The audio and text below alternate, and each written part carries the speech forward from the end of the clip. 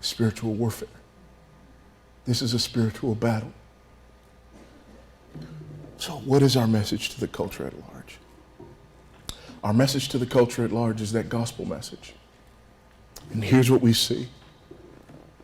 That Christ, through his incarnation, vindicates, validates, and verifies the sanctity of human life at every point, from conception to natural death. How? Folks, he could have come to this world in any way, shape, form, fashion he chose. But God chose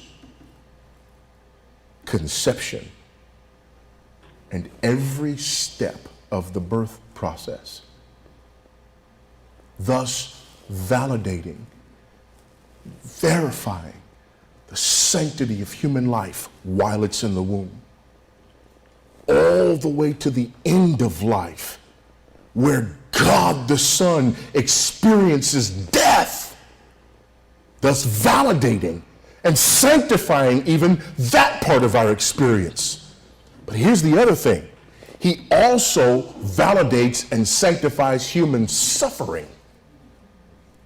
God the Son suffers and dies. He doesn't just die. He suffers and dies.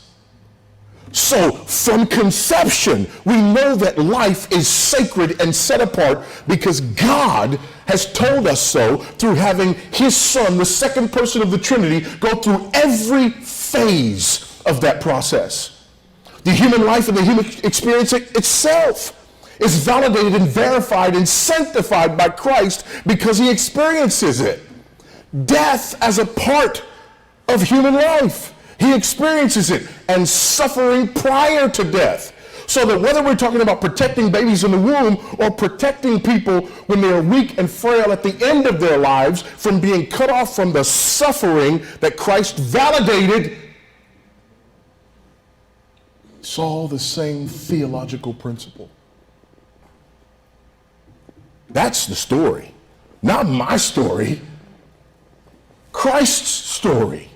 That's the one that gives us the biblical theological foundation upon which to build our argument. I love it when Paul goes to Corinth. We read there in 1 Corinthians chapter 2, when I came to you, I determined to know nothing among you save Jesus Christ and him crucified. He goes on later in verse 5 to explain himself. Why? So that your faith might not rest on man's wisdom, but on God's power. We preach Christ and him crucified. That's what we preach. We have a biblical theological understanding of the sanctity of life. That's what we preach.